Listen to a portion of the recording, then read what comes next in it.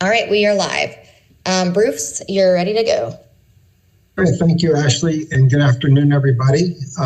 This is a special called session of the Charter School Advisory Board. It's 2 o'clock on May 11th, 2023. I'm filling in for Cheryl Turner today, so Ashley, should we start with a roll call vote? Roll call in terms of who is here? Sure. Shelley Shope? Here. Bruce Friend? Here. Eric Sanchez? Here. Stephen Gay? Here. Dave Macharda? Here. Rita Hare? Here. Cheryl Turner? Right. Bartley Danielson? John Eldridge? And Hilda Parlay. Okay, well, we have a quorum, so we're good to go. Very good. Thank you, Ashley. If everyone would, let's start with the Pledge of Allegiance, and I'll lead that. I pledge allegiance to the flag, the United States of America, and to the republic for which it stands, one nation, under God, indivisible, with liberty and justice for all. Okay, ethics statement. The Charter School Advisory Board works to ensure the existence of high-quality charter schools in North Carolina.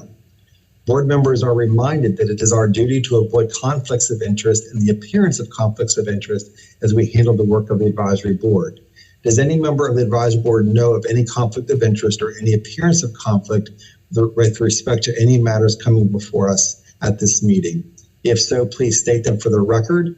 And if during the course of the meeting you become aware of an actual or apparent conflict of interest, please bring the matter to the attention of the chair. It will then be your duty to abstain from participating in discussion on the matter and from voting on the matter. Right, hearing none.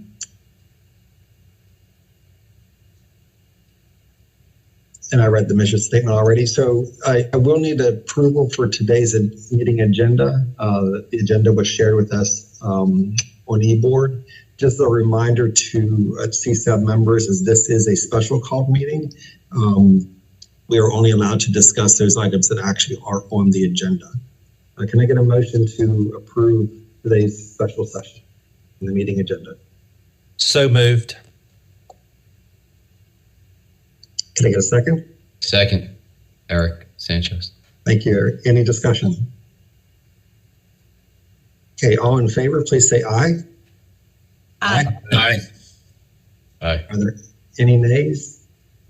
All right, hearing none, it passes unanimously. Thank you. Before us today is a request from Aristotle Preparatory Academy's amendment request.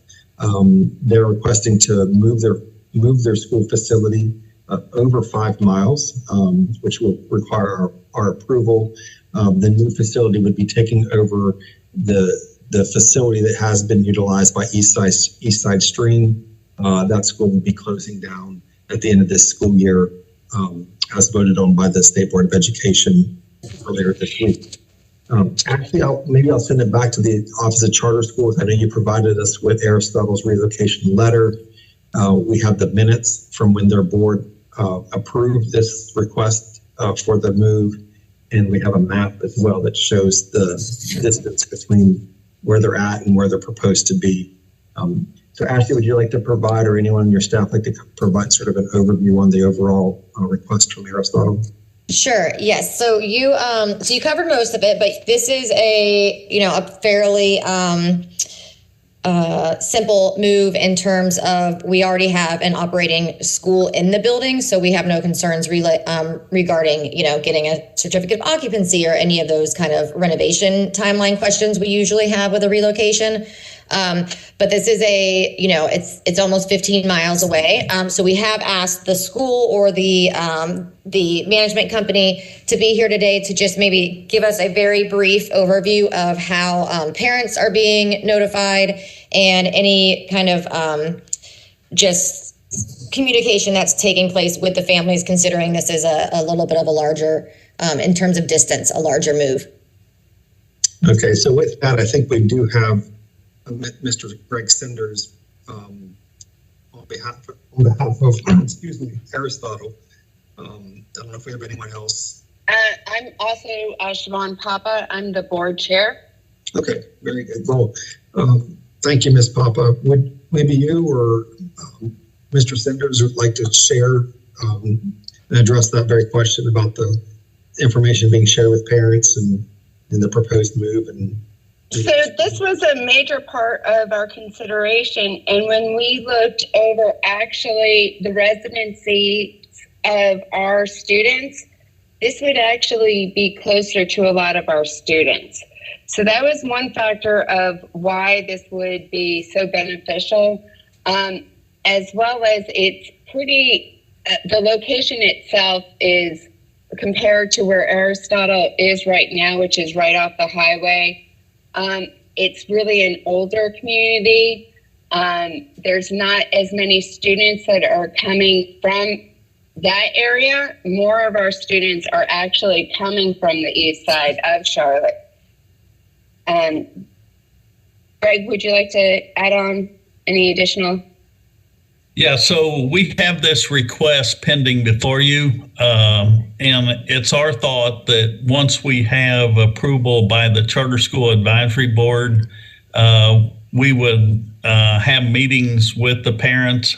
And then also, I think a secondary benefit here is, as all of you know, East Side Stream Academy was not recommended for approval, and we would also reach out to those families in order to serve them.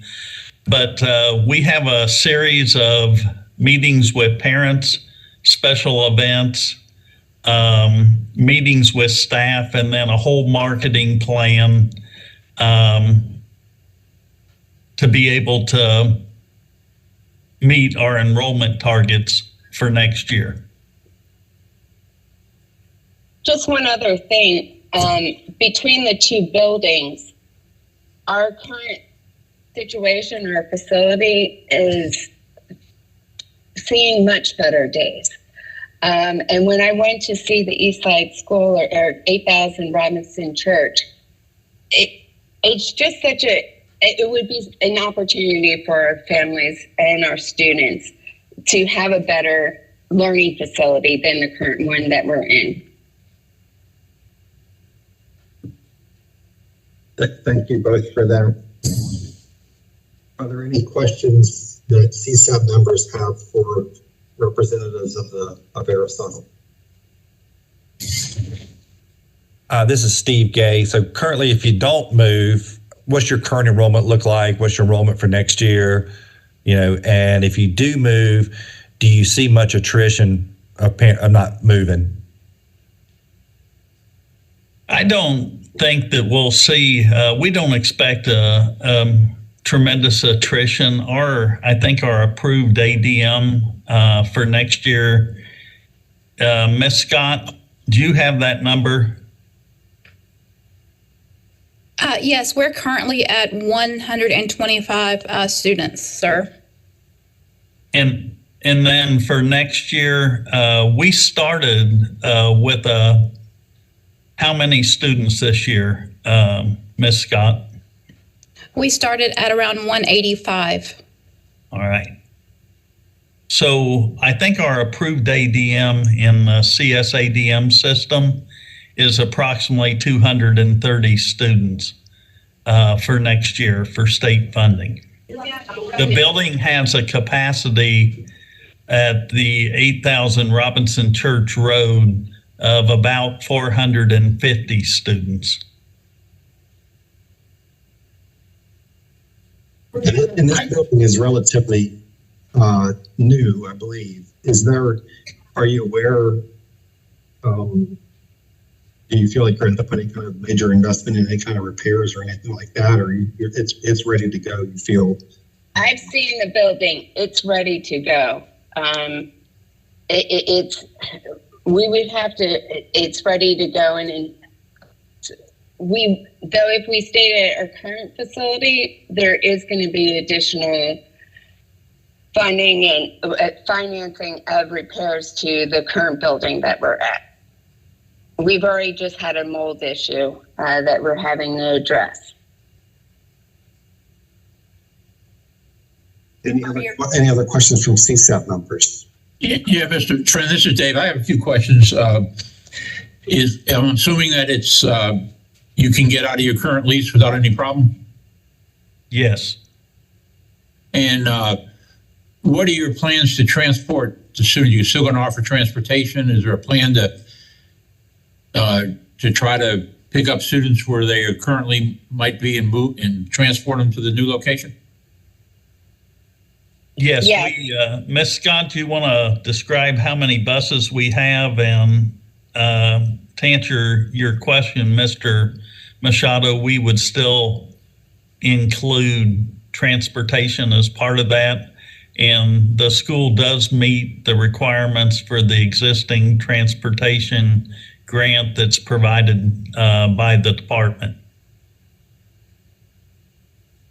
So you're going to make every effort to be able to transport your existing students to this new location. Is that correct? That's correct.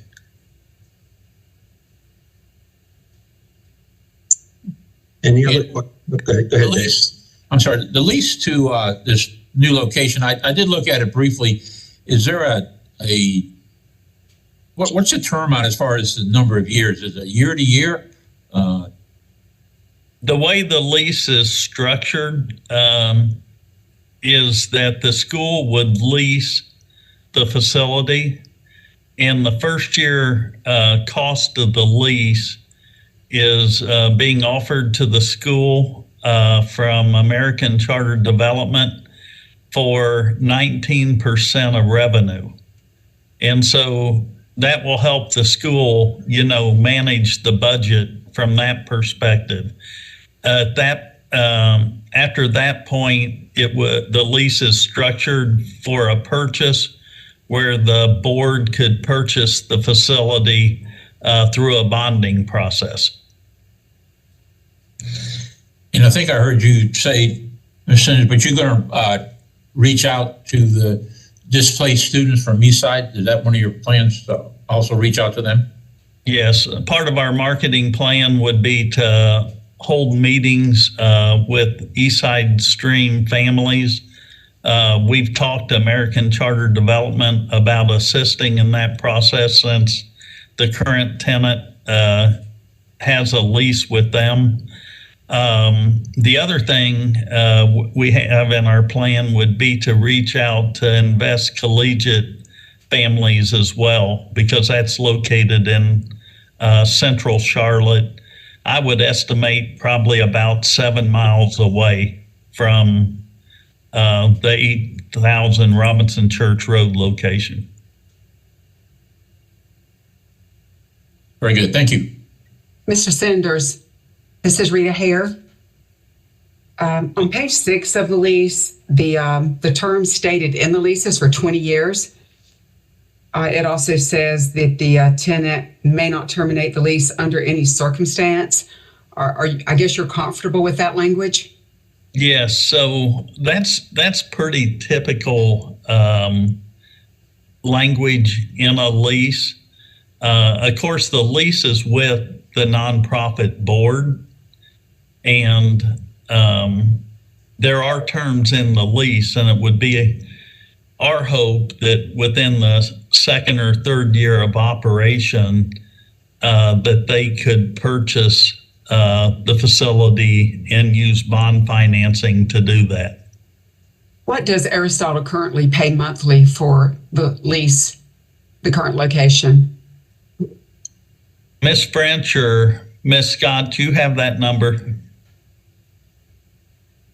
We've actually got a pretty good deal, but as they said, the facility is not, we've had some challenges with code compliance and environmental situations. I believe the lease is about $10,000 a month. it started out at $10,000 a month and it increases 4% every year.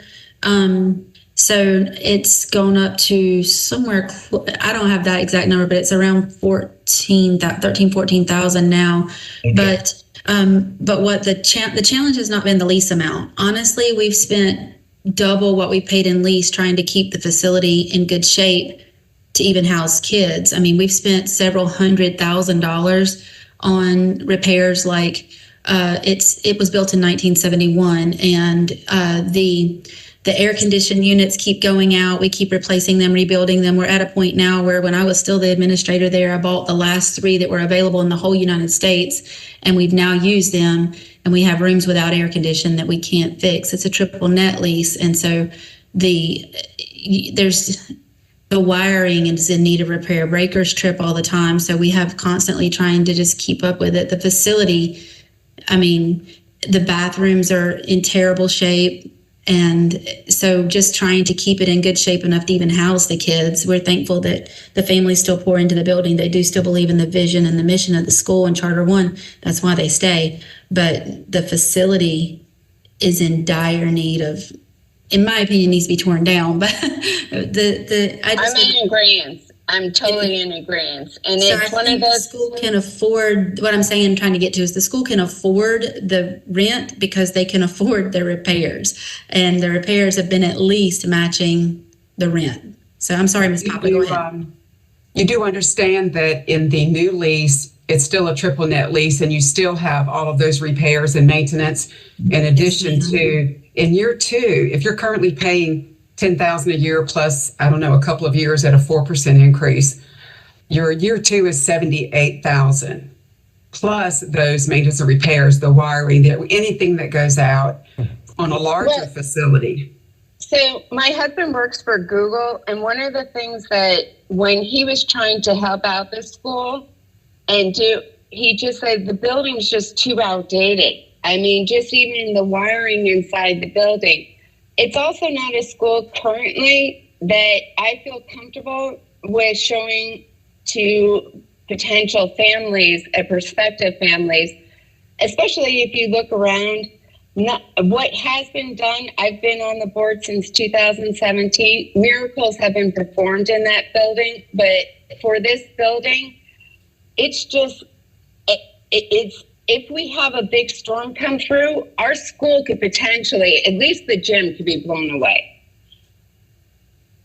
I understand that. I do think that that is somewhat irrelevant to what we're talking about as far as the terms of the new lease and the kinds of cost that Aristotle would be agreeing to in the lease, in addition to any maintenance and repairs that should crop up in the new building.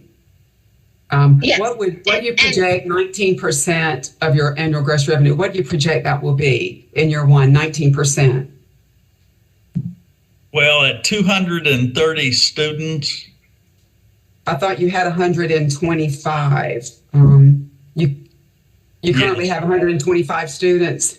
Yes, and we do believe that we will be at 230 students next year. But if you were at 230 students, that's $2.3 million in revenue, and 19% of that would be $437,000. And as you stated, it is a triple net lease. The thing, I guess I'd make 2 points. One, that it's a fairly new building. This is really the first full year the school's been in the building. So, as far as having to cover roof repairs or other major repairs, we don't anticipate those. The second thing is the Charter One management fee would be subordinate to the lease. And so the lease would be paid first. If money was not available to pay Charter One, then that fee would not be paid. Do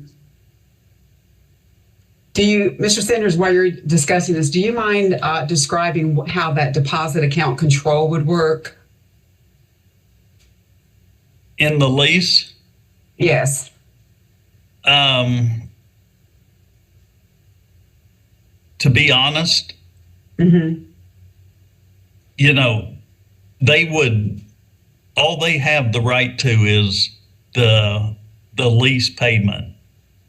The remainder of the funds would be used to operate the school. Mm-hmm. So on page 8, item J, it says the landlord may require the tenant at their sole discretion, absolute discretion of the landlord, to enter into a deposit and account control agreement. Yes. So you're describing that, and you're saying, what are you saying those proceeds are for if they're only responsible for the rent? I'm trying to understand what's the purpose of this account.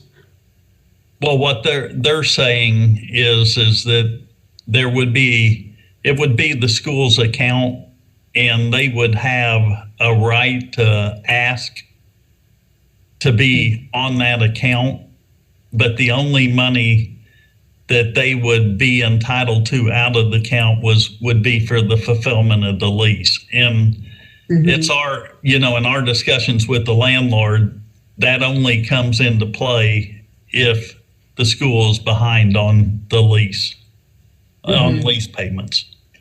But it doesn't say that, but you would think that, but it's not in writing.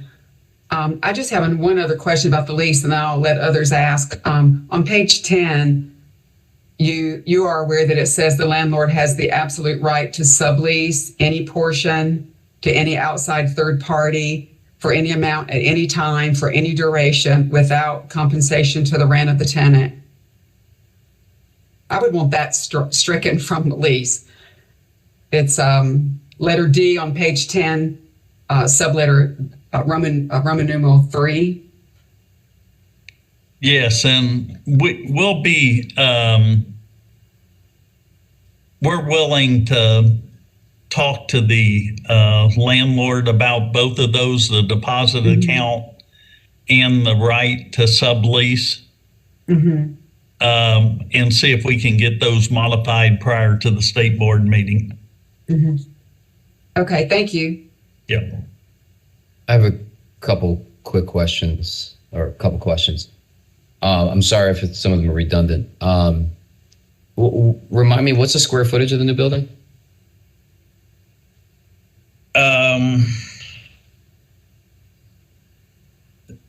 33 to 35,000 square feet, I believe, is the number. Do we have any understanding of what this building is appraised for? No, we do not have an appraisal on the building. Has the school done any due diligence in that regard to just understand comps or anything to see if their money is being well spent regarding a lease rather than pursuing their own facility? Well, our advice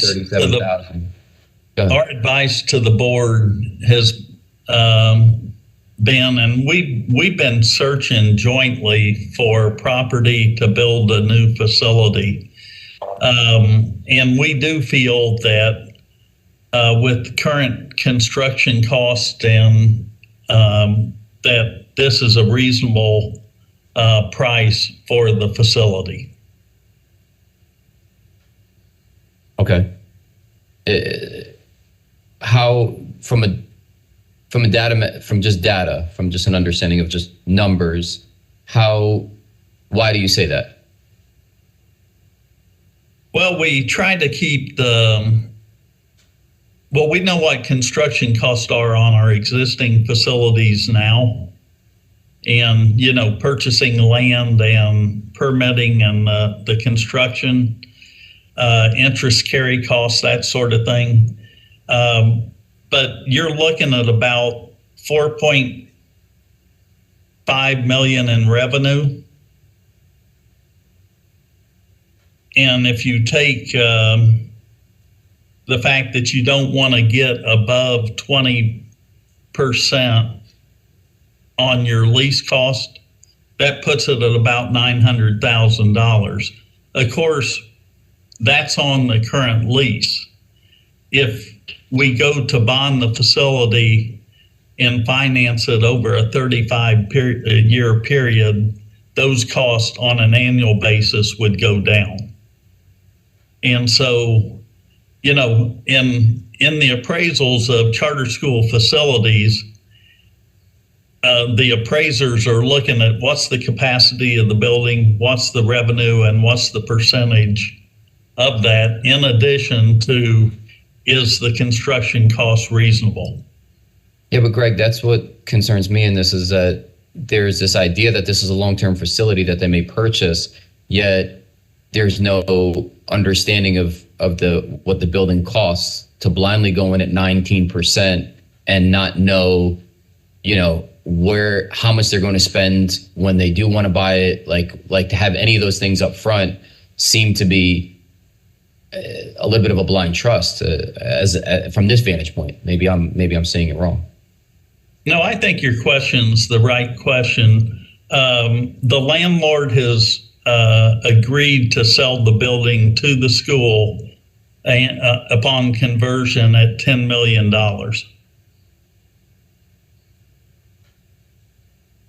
$10 million for, I'm sorry, did you say 35,000 square feet? Yeah. Okay. Let me ask you this: is I'm looking at the lease, Charlotte Choice Charter Holdings, out of Utah. I'm assuming that they have some connection or relationship, indirectly or directly, with the management company. Is that correct? That is no. So the building is owned by the entity that you named, and that entity is wholly owned by American Charter Development, a school development company. And it's not affiliated at all with Charter One, the management company. American Charter Development and the Charter School Advisory Board and the State Board of Education has approved them as a EMO, and they've developed several school facilities here in North Carolina. No shared family members, no shared board members, nothing of that sort? No. So the Charter One development company is called Schoolhouse Development, and it is not affiliated in any way with American Charter Development.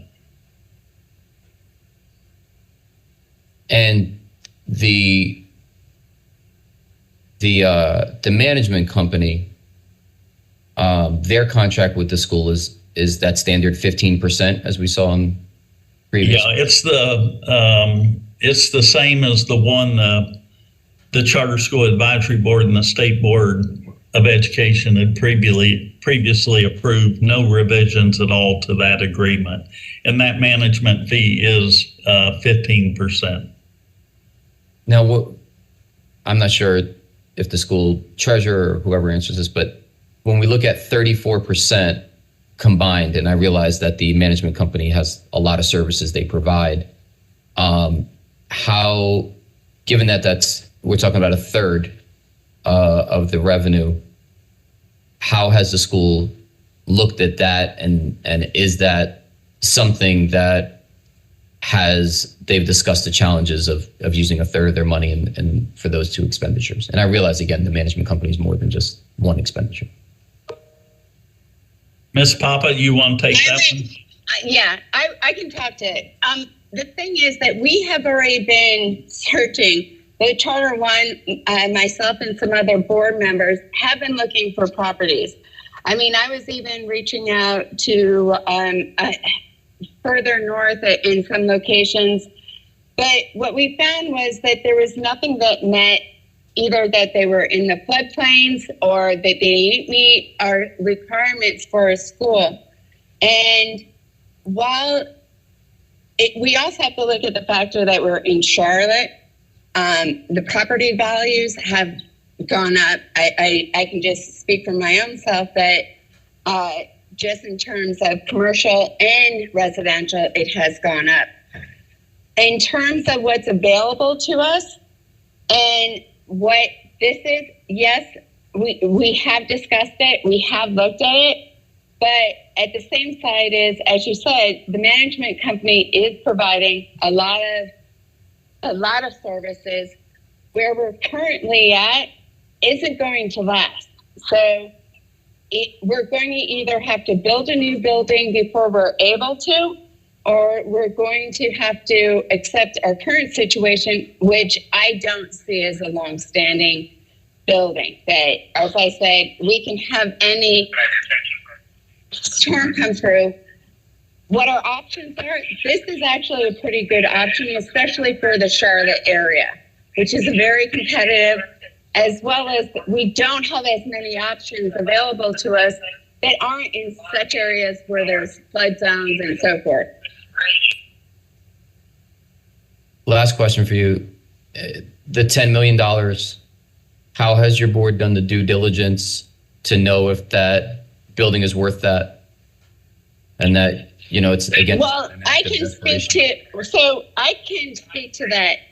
One thing about our current area, I definitely drove around the area and the community, both during the weekend, during school hours, to see, is this a feasible option?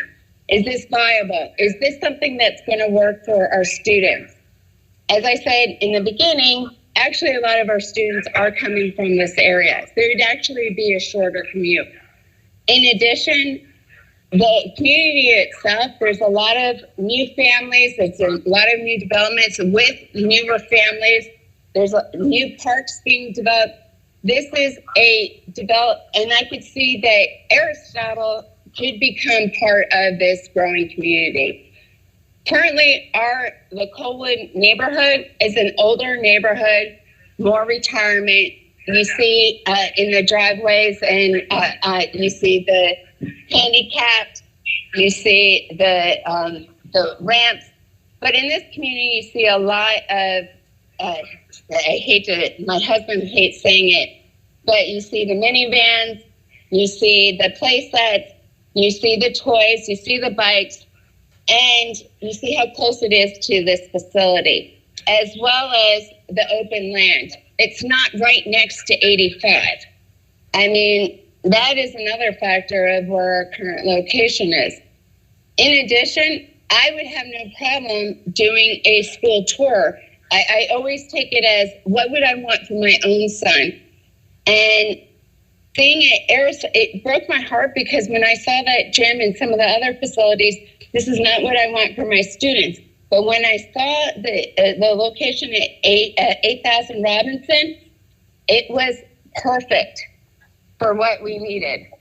And I feel for our students, it would be a great opportunity. I'm sorry. I know I've been hogging the mic. One last thing here. Do you, just based on everything you just said, and I know that the school is trying to make an effort to get the current students to all transition to the new campus, but one,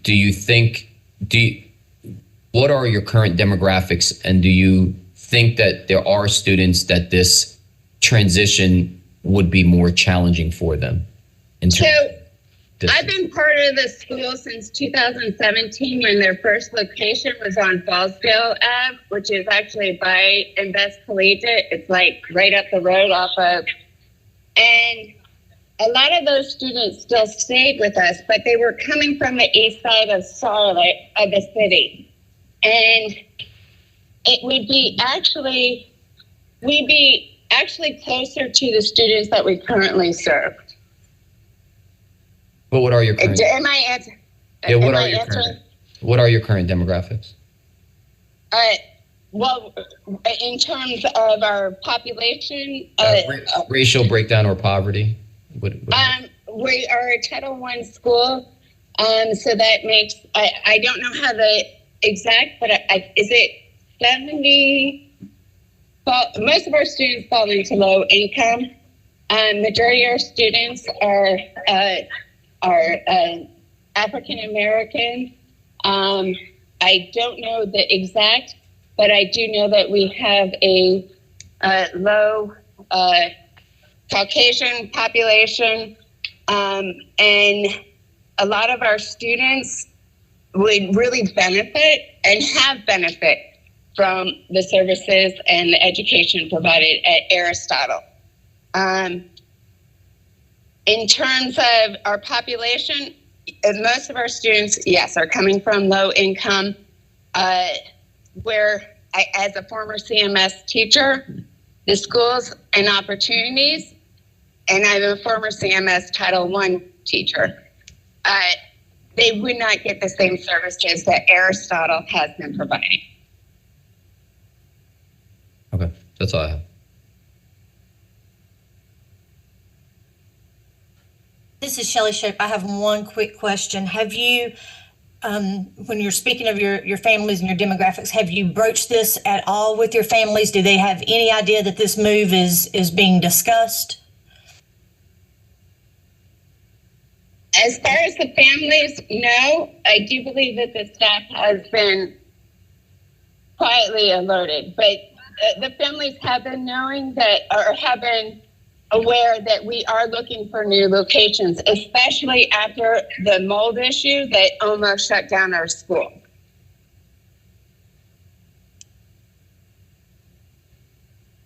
I have a question. This is Rita Hare. On page 9 of the lease, it says that the permitted use is for the operation only of a pre-K charter school. You might want to change that language. Are you pre-K-8? Are you K-8? We are approved for K-12 in our charter, and we would change that language to pre-K-12. To 12, yeah. Our plans are to operate in our current grading structure, K-8. And as Ms. Papa explained, we're full school wide on Title I. Every student receives a free and reduced lunch. I'd say 95% of our students are African American. And, we're committed to, as you know, as we went through the charter renewal process, we know we have challenges as far as improving the academic performance of the school. And before expanding grades, we'd prefer to make sure we're doing and taking care of the students that we have in our current K-8 structure.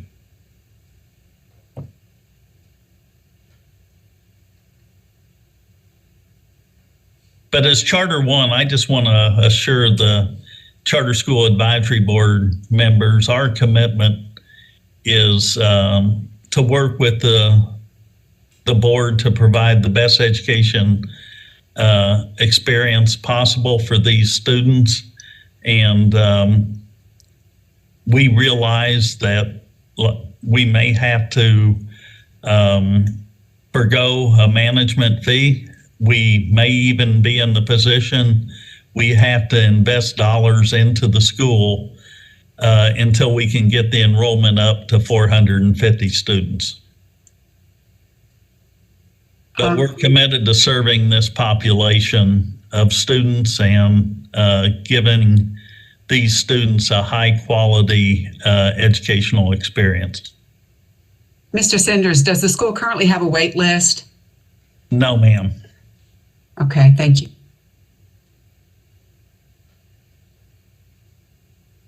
Any other questions for representatives of the school or the management company? Okay, Ashley, anything from Office of Charter Schools that you want to add? No, I think you guys covered it. Okay. All right, with that, well, we have the request to move from Aristotle to move the school to the over 5 mile beyond their current school location. We've heard the feedback from the school and the management company. I've had a chance to look at the draft agreement as well. Would anyone like to make a motion on the request that we approve this move request? This is Dave Michaud. I'll make the motion that we approve this relocation request. Okay, would anyone like to second? This is Steve Gay. I'll second.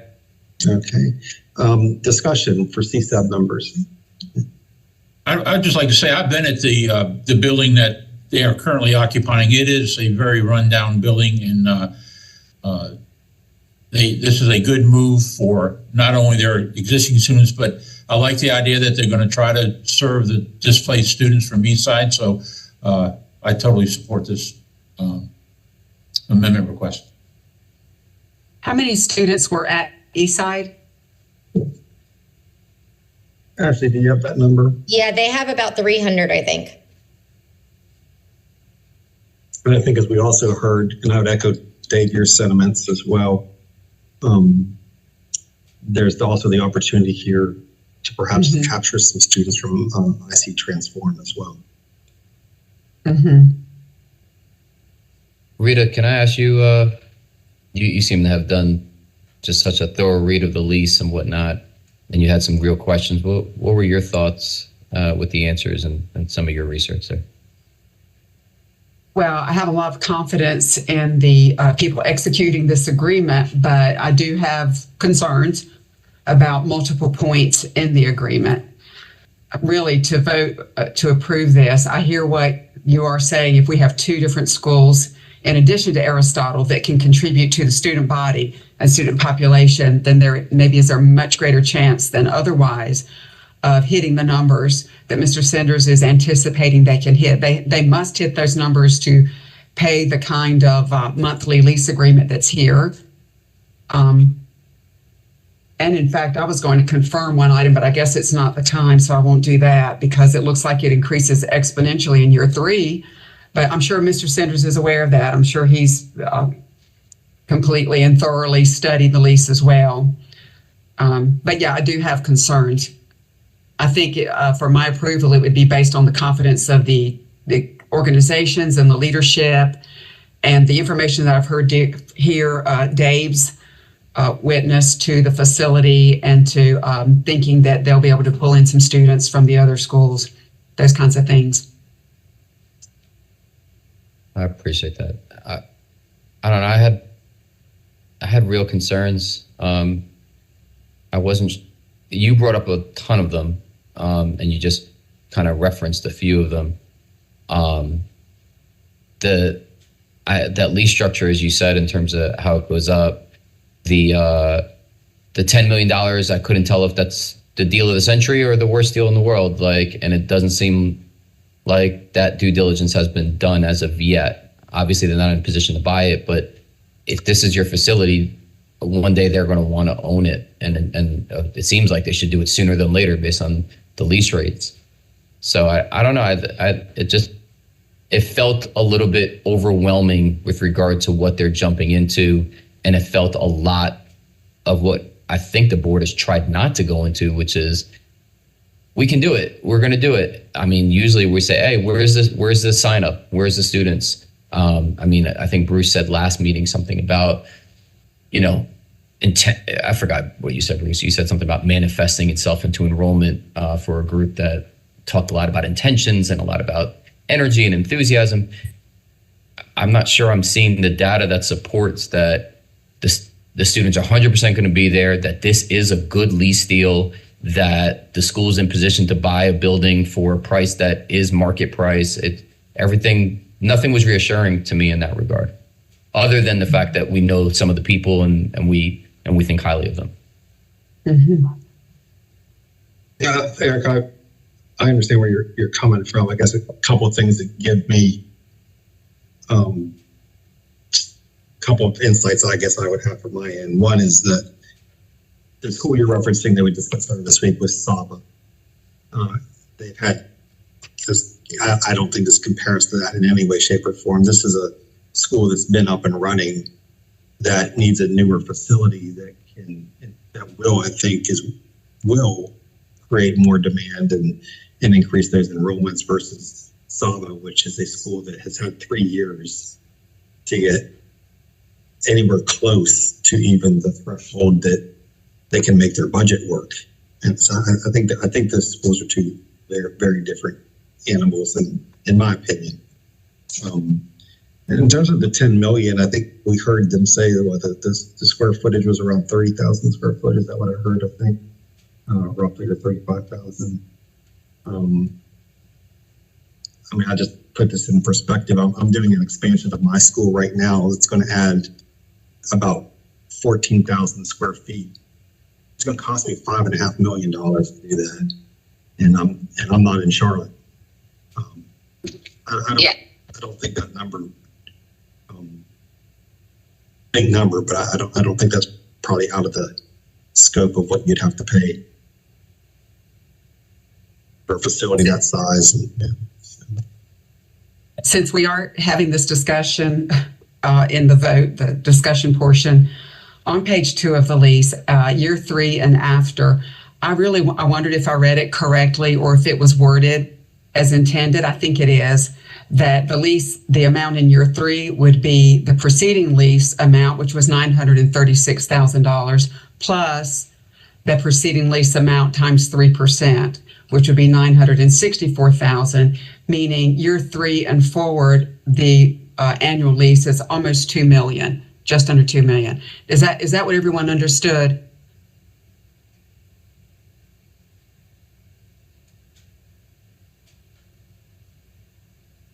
I believe so, Rita. Yeah, and again, I think we've had this discussion earlier in this cycle, this whole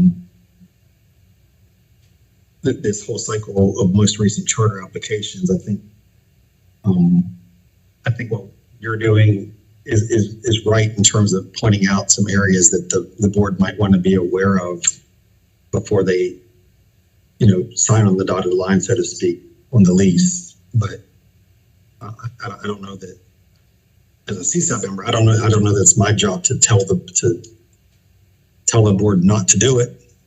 I think it's as we've discussed, we all have experiences, and I think the board is surely listening today to some of the questions that you've raised that I want to, I guess, potentially button up before they go into any kind of official contract. My concern is the jump from what they're paying now to what they're going to be paying. With a move, you certainly risk losing students, especially in a high poverty situation. And I understand that they're moving to a place where they feel they can recoup some of those students from other places. But for me, that's a big gamble when you're talking about the difference in what they're going to be paying monthly. But agreed, but that's going to be the case no matter where they go. I mean, because especially in that distance, they 15-mile distance. Yeah, they clearly need a new facility. So I think maybe the distance being 15 miles is kind of the sticking point. But again, as we've said earlier, I have a lot of confidence in these folks and their ability to, but just that would be one of the things. You said 15 miles. I've heard that a couple of times. The map says 27.2 miles. Does anyone else notice that? I did not. The letter says 14.93. Right. There's a map on eBoard that directs, I guess it's directing, I don't have it put on here, but it says 27.2 miles from the current location to this one. That would be traveling on 485. 27.2 miles. That 27 miles is by road. We normally, in the past, have always looked at how the crow flies as far as the distance, whether it needed state board approval or not. So I think they're being consistent with that this request. And I in the first year lease is a percentage of revenue, so I think that's a very safe number to go by. The more students they have, the more rent they're going to pay. But I agree with Mr. Friend. I'm glad we're asking these questions about the lease, bringing these things up, but I'm not sure that is our role. That's the role of the board and the management company with the board, really, to look at the lease and make that decision. I'm glad we made those points. But I'm not sure that would be a reason to vote no on this particular amendment. Well, I certainly hear the rationale that they need a new facility. This facility is coming open mere miles away. And with 2 school closures, the opportunity of a lot of loose students looking for a new school, I see all of this coming together, all the points coming together at the right time. And I agree, year 1 should be manageable. And you would hope that they would see the growth and be able to support the subsequent years. And I do think when schools come to us initially with a charter application, we examine the budget and the cost and do the same type of analysis. I don't think it's wholly inappropriate to do that today.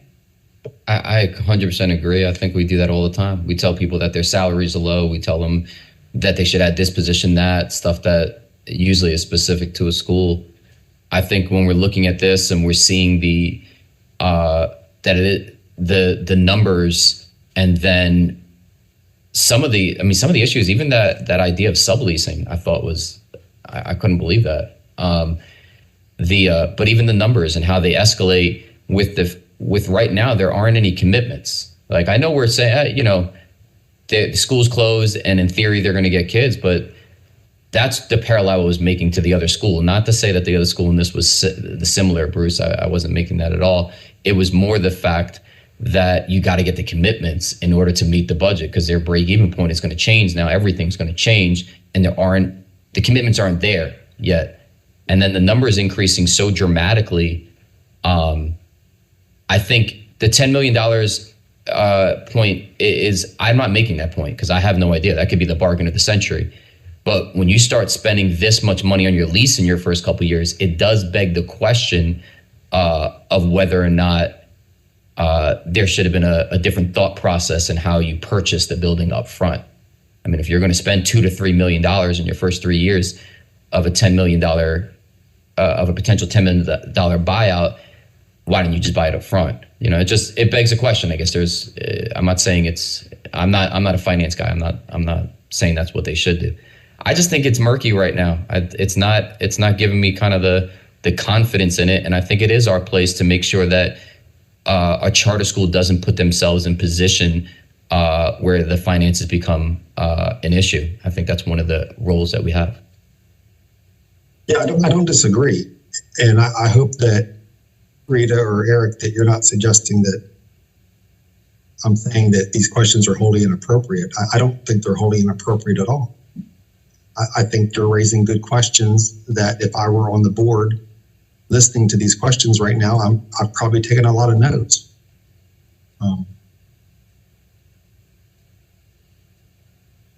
Any other discussion? I'd like to, chiming in. I'm new to the Charter Advisory Board, but I think this is a very good conversation because being in charter schools for so long, this fiscal decision will impact the ability for the school to be successful in the future. So you've really got to look at that. Your ROI is your return on investment. You're making a huge investment in your facility, and that future cost of your leases, what Eric's bringing up, what Rita's pointed out so well, is that's going to determine how you service children. Because that money, for every dollar you put towards your lease, that's one less dollar you can put towards what you're educating the kids. So, and again, you're going to sink so much money into your facility up front. So, I mean, if you can the sooner you can purchase the building, the better off you're going to be. And trust me, that's from past experience at different schools. But again, the fiscal decision you make today will impact your success for the future. And I do think these questions are very valuable. It may not be the deciding factor in what we make our decision, but these questions are what we'd ask. It's better to ask them now than in 3 years when you come back for a renewal, or 4 years or 5 years in a renewal. And the reason you're having issues is because you weren't able to do A, B, and C because you're stuck behind a bad lease. Understood. Any other discussion? I'll say one last thing. That 27 miles, I know historically we did have the crow flies and whatnot. I didn't realize that, but I appreciate that being brought to attention. The bottom line is families going to have to drive 27 miles because they don't go as a crow flies. And it seems to be an immense challenge to get every kid to come from the current school there. And even if it was possible, it's going to add some real costs to the school if they are going to provide transportation for that. That can't be underestimated. 27 miles is a lot. Is a lot. Any other comments from CSAB members? Discussion? All right, I appreciate everyone's comments and thoughts and ideas being shared. So we have a motion to approve the request. We have a second. Ashley, can we go ahead and do, why don't we do a roll call vote? Yep. Shelley Shoup. Aye. Bruce Friend. Aye. Eric Sanchez. Nay. Stephen Gay. Aye. Dave Machado. Aye. Rita Hare. Aye. Cheryl Turner.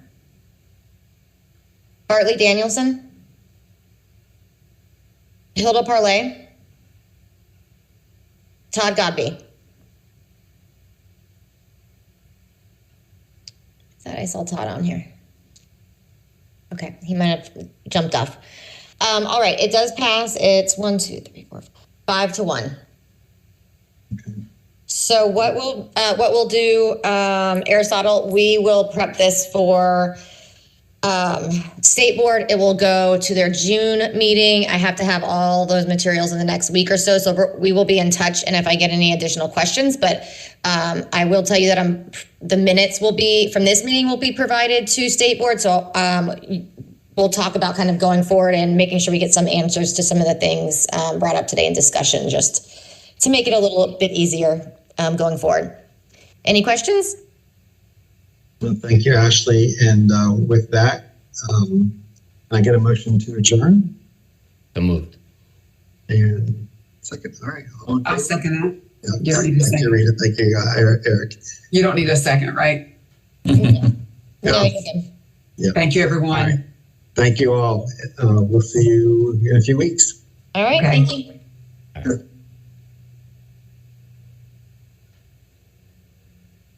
Trenton, we're done for the